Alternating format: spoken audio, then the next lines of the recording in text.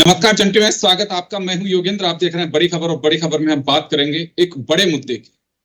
मुद्दा यह है कि ऑपरेशन सिंदूर के बाद, और ये बात भी सही है कि सिंदूर के दरमियान पहलगांव की घटना के बाद से, जब 22 अप्रैल को ये घटना हुई और उसके बाद 6-7 मई की रात ऑपरेशन सिंदूर को लॉन्च किया गया और दहशतगर्दों के ठिकानों को कैसे ध्वस्त किया गया, पूरा देश एकजुट था। प्रधानमंत्री ने अपने संबोधन में 2 दिन पहले इस बात को कहा भी कि पूरा देश मजबूत दीवार की तरह खड़ा रहा, सभी लोगों ने साथ दिया। उन्होंने आभार भी जताया, लेकिन एक बार फिर भारत की एकता की मिसाल दुनिया में डंके की तरह बजे, ये सरकार ने तय किया है। और ऑल पार्टीज के मेंबर ऑफ पार्लियामेंट, उनका एक डेलीगेशन बनेगा, अलग अलग जगह जाएंगे और वो विकसित राष्ट्रों में जाएंगे, अमेरिका में जाएंगे, यूके में भी जाएंगे और अन्य देशों में जाएंगे। वहां जाकर के ऑपरेशन सिंदूर के पराक्रम की चर्चा करेंगे। तो चले हम चर्चा शुरू करते हैं और इसे किस तरह से देखा जाना चाहिए। हमारे साथ जर्नलिस्ट, वरिष्ठ पत्रकार जो है वो जुड़ रहे हैं। हमारे साथ राजीव जैन साहब हैं, प्रमोद वशिष्ठ साहब जुड़ रहे हैं, श्याम सुंदर शर्मा साहब जुड़े हैं। सभी का स्वागत है। मैं राजीव जी आपके पास में आना चाहूंगा। एक बड़ी बात कही जा सकती है और कुछ मामलों के अंदर राजनीति होनी चाहिए, लेकिन देश हित को ध्यान में रखते हुए, एक बड़प्पन दिखाते हुए सबको एकजुट का एक मैसेज भी देना चाहिए। तो मकसद यह है कि हिंदुस्तान में राजनीति चाहे अपने अपने नजरिए से होती होगी, लेकिन दुनिया के सामने दिखाना कि ऑपरेशन सिंदूर केवल एक पक्ष या एक सरकार का एजेंडा नहीं था, पूरे देश का एजेंडा था। देखिए योगेंद्र जी, आपने बिल्कुल सही कहा कि जो तनाव की स्थितियां बनी या ऑपरेशन सिंदूर, आपने पूरी अच्छी तरह से पृष्ठभूमि बता दी। तो अब जैसे अब सरकार ने तय किया है कि सभी पार्टियों के सांसद विभिन्न देशों में जाएंगे। अब ये 2 देश का मामला था, इसमें अंतर्राष्ट्रीय स्तर का जो चीजें होती है, इसमें अंतर्राष्ट्रीय समुदाय का भी एक समर्थन हासिल करना एक कूटनीतिज्ञता होती है। देश में जो कूटनीति के तहत जो कार्रवाई की जाती है, उसमें यह कि दूसरे देशों को भी इस तरीके की परिस्थितियां समझाना कि आखिर परिस्थिति क्यों बनी, भारत क्यों मजबूर हुआ कि वो आतंकवाद के खिलाफ मजबूर हुआ। तो निश्चित तौर पे जब हमारे यहाँ के सांसद, सभी दलों के सांसद जाके दूसरे देशों में स्थितियां बताएंगे कि ये ऑपरेशन सिंदूर किसी देश के खिलाफ नहीं था, किसी धर्म के खिलाफ नहीं था, किसी जो एक देश के नागरिक है उनके भी खिलाफ नहीं था, ये सिर्फ एक आतंकवादियों के खिलाफ था। इसमें सटीक कार्रवाई की गई और जो निशाने तय किए गए थे, लक्ष्य तय किए गए थे, वो सटीक बैठे। अब आप दूसरी तरफ देखिए, पाकिस्तान एक अलग तरीके का प्रोपेगेंडा भी चला रहा है।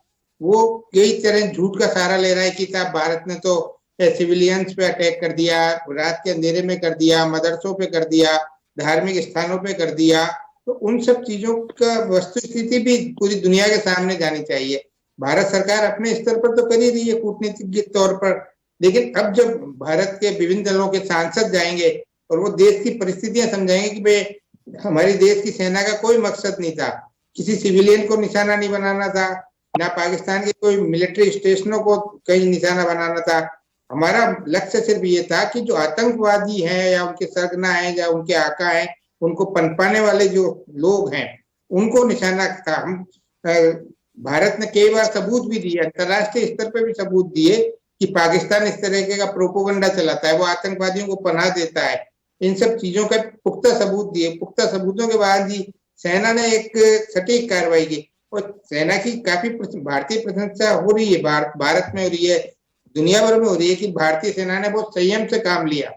उसने किसी सिविलियन को, जबकि पाकिस्तान अलग अलग तरीके के आज भी कल के जो ब्रिटेन का अखबार है गार्डियन, उसमें पाकिस्तान ने अपने देश में एक झूठा प्रचार कर दिया, उसका एक फर्जी पेज बना डाला, उसमें पाकिस्तान के और हिंदुस्तान के खिलाफ जो चीजें करनी थी वो प्रोपेगेंडा, उसमें फेक न्यूज का फेक पेज बना दिया उसने।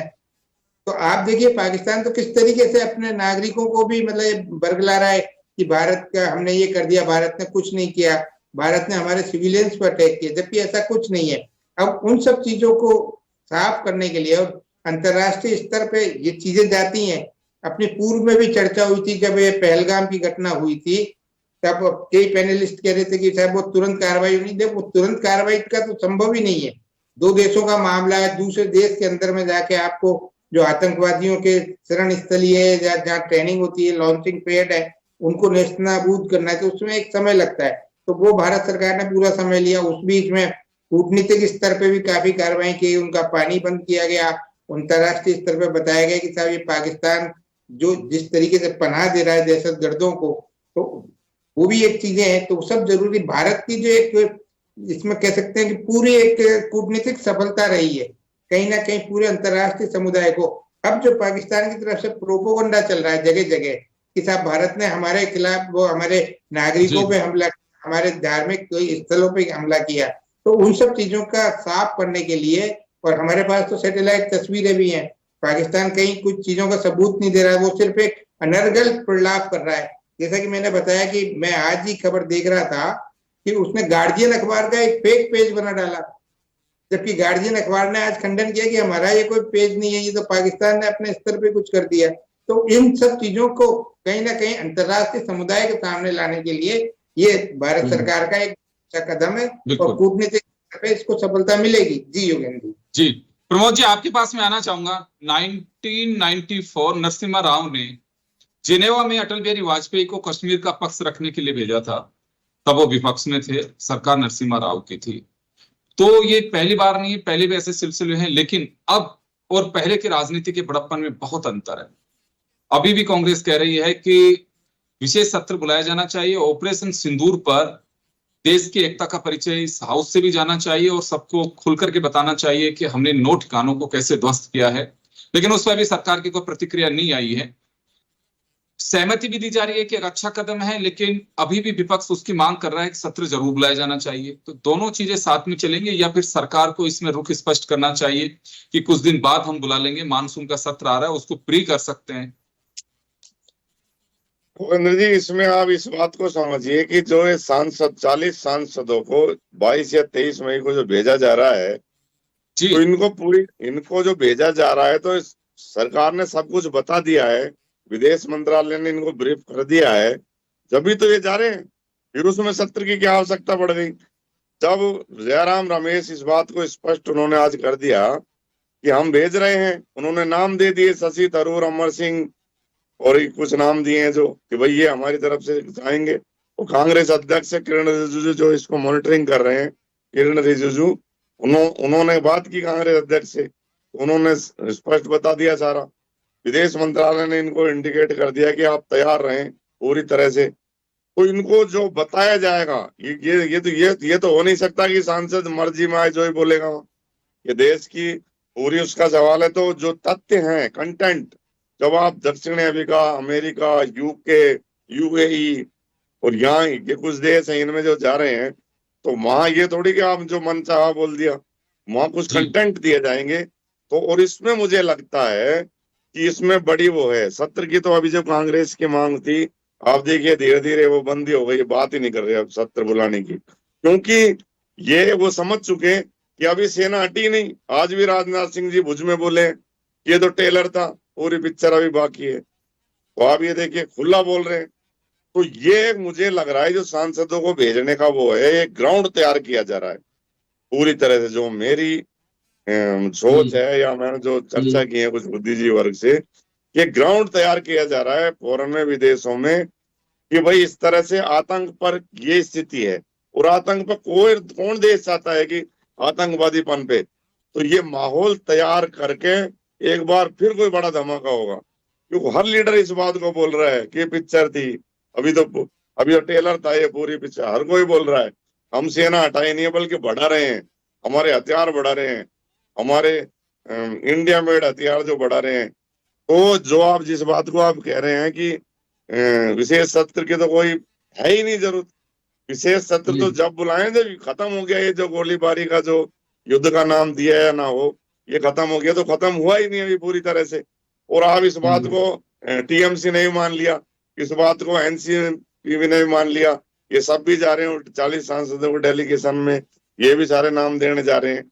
तो इसका मतलब आपको ब्रीफ कर दिया है विदेश मंत्रालय ने, इसका मतलब आपको सारी चीजें बता दी गई हैं कि हमने किस तरह से आतंकी ठिकानों को किया और किस तरह से हम आतंक के खिलाफ लड़ने जा रहे हैं। तो विदेश में जाके यही चीजें तो बतानी है, मोदी जी की तारीफ तो करनी नहीं कि भाई मोदी, वो तो अपना हो जाएगी फिर जब ये बोलेंगे आतंककार वो करा।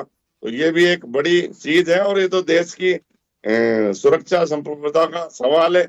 और निश्चित रूप से इसमें बधाई के पात्र हैं सारे दल भी, जो पूरी तरह से कंधे से कंधा मिलाकर खड़े हुए हैं। कांग्रेस जैसी पार्टी उन्होंने मना ही नहीं किया, तुरंत उन्होंने बोल दिया कि हाँ हमारे सांसद जाएंगे और नाम दे दिए। जब कांग्रेस ने नाम दे दिया बड़े दल ने, तो और दूसरे दलों ने भी शुरू कर दिया इस तरह की स्थिति में। तो ये एक बड़ा मैदान यानी कि बड़ी एक फील्ड तैयार किया जा रहा है पाकिस्तान को रौंदने का, ऐसी स्थिति मुझे लगती है। जी बिल्कुल, क्योंकि करना भी चाहिए पाकिस्तान को आइसोलेट करने के लिए, ये बहुत बड़ा एक कदम कहा जा सकता है। चलिए मैं श्याम जी के पास में आना चाहूंगा। श्याम जी, अभी तो चल रही है चर्चा कि ऑल पार्टीज रेडी भी हैं, कि जयराम रमेश ने कहा भी है, लेकिन विशेष सत्र की भी डिमांड की जा रही है।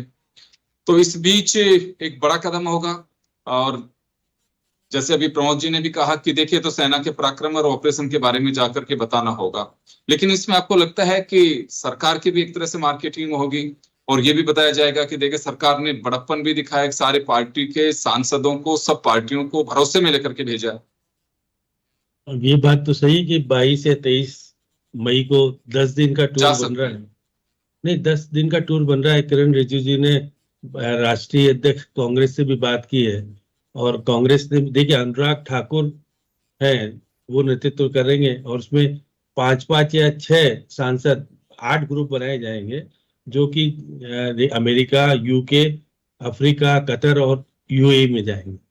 देखिए ये वो देश है जिससे कि हमारा नाता अभी हाल ही में, जिस तरह से आपने देखा, राष्ट्रपति, अमेरिका के राष्ट्रपति जहां जहां टूर करने गए थे, वहां कुछ ऐसे बयान आए जो विवाद का विषय बने, फिर उन्होंने अब बैकफुट पे भी चले गए।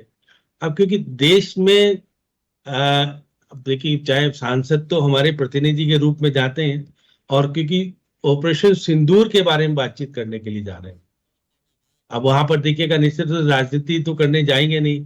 और ये बात भी, शशि थरूर तो निश्चित तौर पर पार्टी से ऊपर उठ करके जिस प्रकार से भाषणबाजी की थी, आपको भी पता है, मनीष तिवारी का नाम आ रहा है, सलमान खुर्शीद का नाम आ रहा है, अमर सिंह का नाम आ रहा है। ये सांसद तेज तर्राट है निश्चित तौर पर, जो कि माने भी जाते हैं ठीक ठाक। मैंने भी देखा, आपने भी देखा पार्लियामेंट में, और ये मंत्री भी रहे हैं केंद्रीय पहले।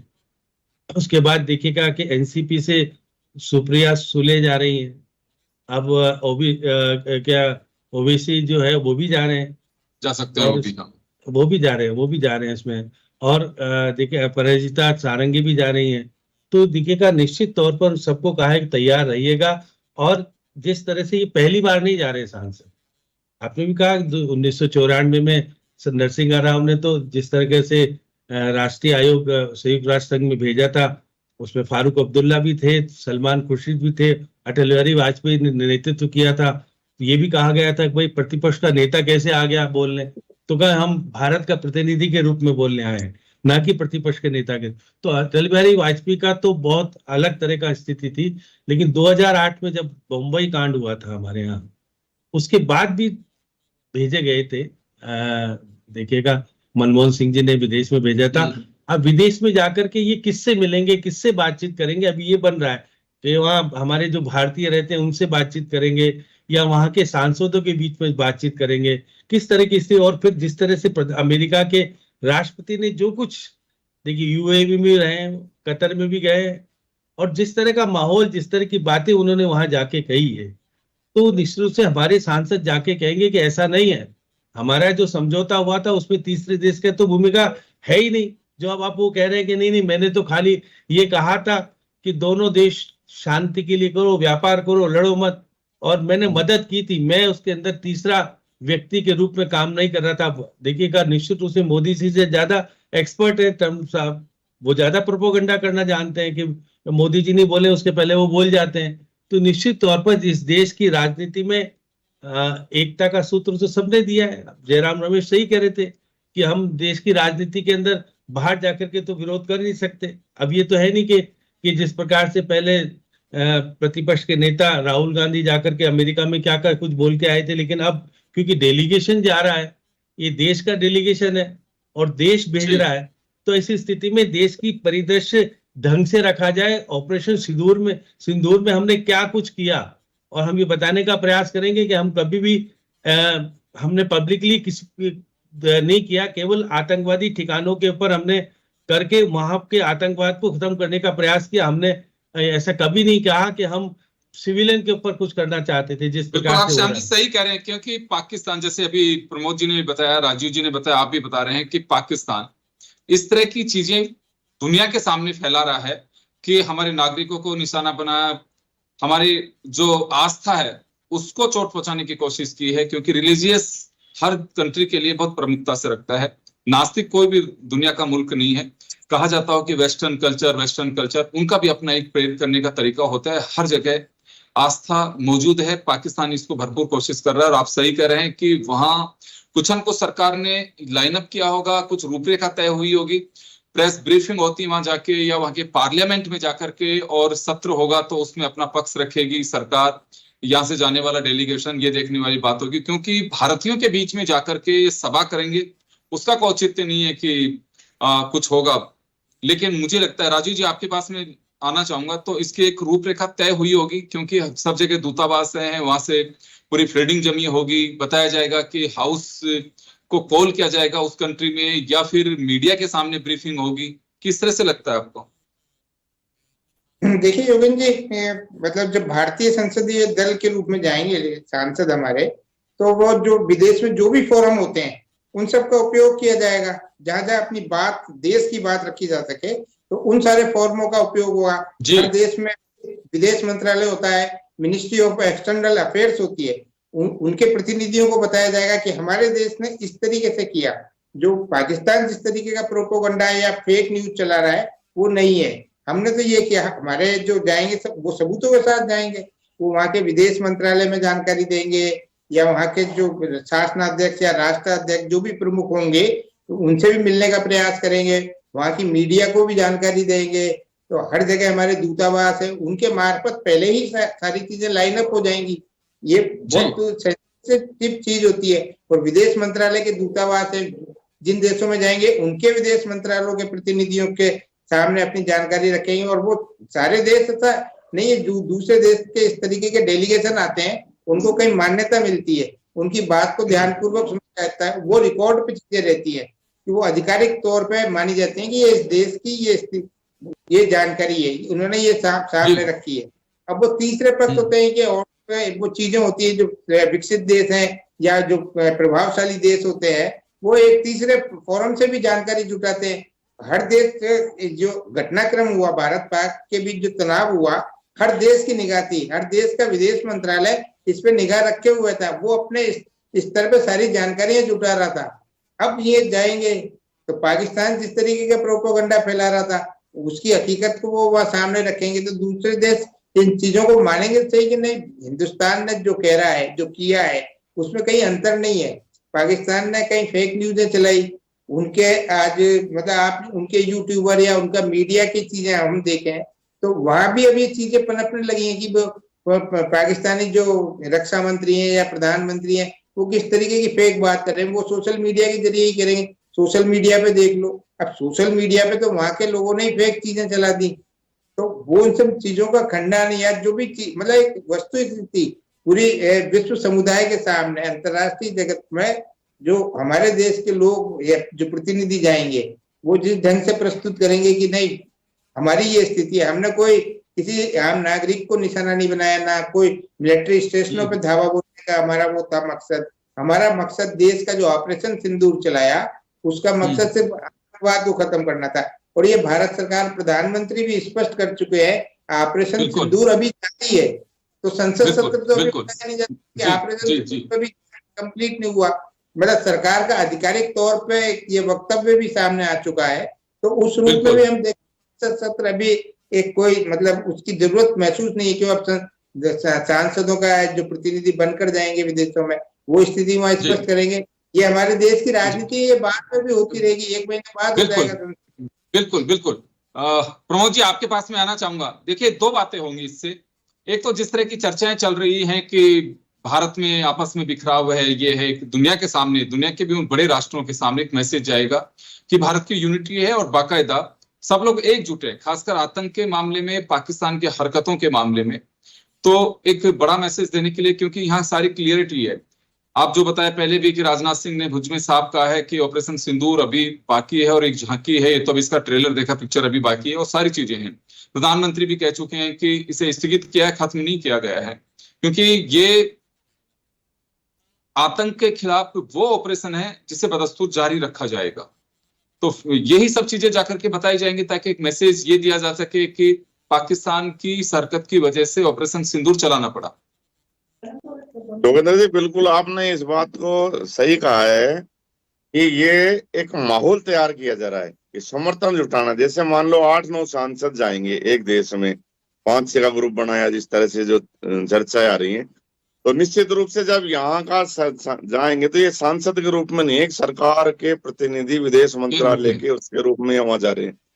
तो वहां निश्चित रूप से कॉन्फ्रेंस होंगी, इंटरनेशनल कॉन्फ्रेंस होगी, अंतर्राष्ट्रीय स्तर की पत्रकार वार्ताएं होंगी, वहां के टीवी में आएगी, वहां के भाषाओं के अखबारों में छपेगी। तो वहां की जनता भी इस बात को समझेगी पूरी तरह से कि भाई भारतीय सांसदों ने हमारे देश में आगे इस बात को बताया कि किस तरह से पाकिस्तान आतंक के खिलाफ ये मुहिम चलाए हुए इतने सालों से और कोई सामने आ नहीं रहा है, किस तरह से गोली मारी जा रही है, किस तरह से बेकसूरों को मारा जा रहा है, किस तरह से हालात पूरे एशिया के बिगाड़े हुए हैं इन्होंने।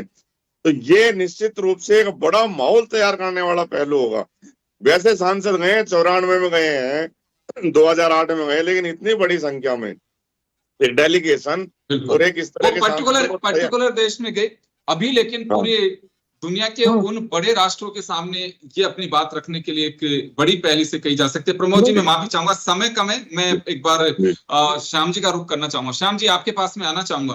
तो एक बड़ी पहल और एक बड़ी कवायद, दो चीजें होंगी इसमें कि अपना पक्ष भी रखा जाएगा, दुनिया का समर्थन जुटाया जा सके, क्योंकि आतंक से त्रस्त दुनिया का हर मुल्क है, और ये भी बताया जाएगा कि डायरेक्ट इनडायरेक्ट जो देश पाकिस्तान को अगर किसी भी माध्यम से अगर वहां पे सपोर्ट कर रहे हैं, तो ये देखिए कि फसल किस तरह की उग रही है वहां। देखिएगा योगेंद्र जी, जिस प्रकार से संसदीय कार्य मंत्री इसका कोऑर्डिनेटर हैं, तो एक गवर्नमेंट का डेलीगेशन होगा निश्चित तौर पर, और वहां पर मुस्लिम कंट्री में भी जा रहे हैं, जहां पर स्पष्टता दिखानी है कि देखिएगा पाकिस्तान जिस तरह से कह रहा है कि मुस्लिमों पर अत्याचार किया है, तो वो कहेंगे हम मुस्लिमों पर अत्याचार नहीं किया, हमने तो केवल आतंकवादियों को टारगेट बना करके उनको खत्म करने का प्रयास किया है। तो विश्व का समर्थन जुटाना हमारे लिए जरूरी है। जब पार्लियामेंट का सेशन होगा तो सरकार ये कहने की स्थिति में आएगी कि हमने तो अपने सांसदों को भेज करके स्थिति भी स्पष्ट की थी, कोई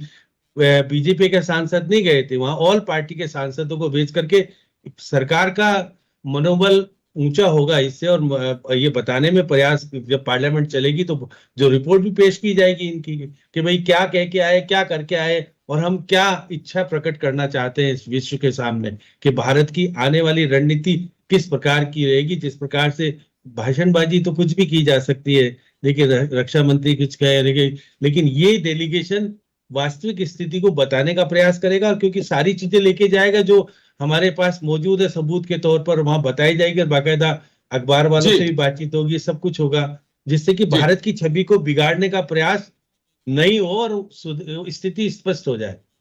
बिल्कुल, मैं माफी चाहूंगा, समय का अभाव है, बहुत ही महत्वपूर्ण मुद्दा है, और एक बिल्कुल निश्चित रूप से एक बड़ा कदम सरकार का इसे कहा जा सकता है कि दुनिया के सामने जाकर के पाकिस्तान की स्थिति और हमारी स्थिति को स्पष्ट करेंगे कि पाकिस्तान में किस तरह से आतंकी लॉन्च पैड्स हैं, जिनके जरिए वो आतंक की एक फसल और खेत तैयार करके भारत सहित दुनिया के कई मुल्कों में किस तरह से दहशत फैलाने का काम कर रहा है। और उसी के खिलाफ हमने ऑपरेशन सिंदूर चलाया, जो अभी स्थगित है, खत्म नहीं हुआ है, और जरूरत पड़ेगी तो उसे किसी भी दिन वापस से एक्शन में लिया जा सकता है। आप सभी का बहुत बहुत शुक्रिया।